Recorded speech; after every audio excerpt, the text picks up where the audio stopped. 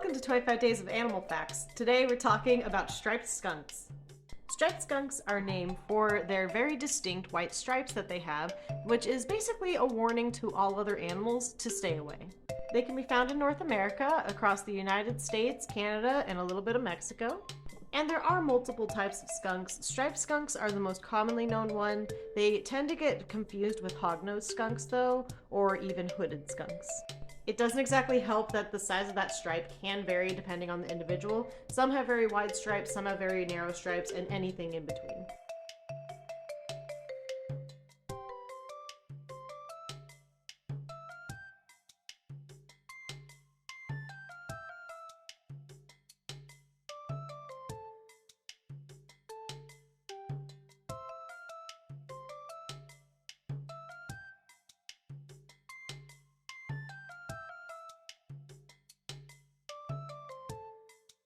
But if it does come down to it, they will spray pretty much anything that tries to cross them, even if they are significantly larger. They can spray a fine mist or a direct stream up to 10 feet away. And if you ever feel like they tend to target the face, that is entirely intentional. They actually do aim for the eyes. Their spray is kind of best compared to like a pepper spray, a mace. It's very unpleasant. Up close and personal, it's more pain than it is a bad smell. That said, it can carry about 1.5 miles downwind, and it is waterproof, so removing it from skin, clothing, an area, whatever it may be, is very difficult. So if we look at their skull, you can see they've got those nice sharp teeth as well as the chompers in the back. They are opportunistic omnivores. They will eat a variety of things. They feed on a lot of insects though. It's actually to the point where people find them as a pest because they leave behind these holes. They dig two types of holes. One is a den for them to hide in and sleep in, and the other is going to be smaller holes like this where they're just digging up grubs and such. So if you have them in your yard and you don't want them there, it probably means that you have bugs in your yard that they find delicious.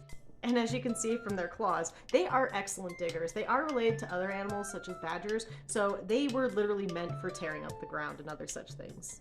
Even with those impressive claws though, they are not beyond just using another den from a different animal though.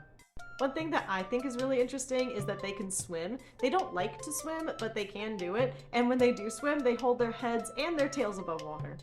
And in colder climates during the winter months, they won't exactly hibernate, but they will hide out in their dens, and they'll just live off of their fat stores, so they can lose up to 50% of their body weight just from hanging out underground and refusing to go out in the cold. Their scientific name is Mephitis mephitis, which basically translates to bad odor.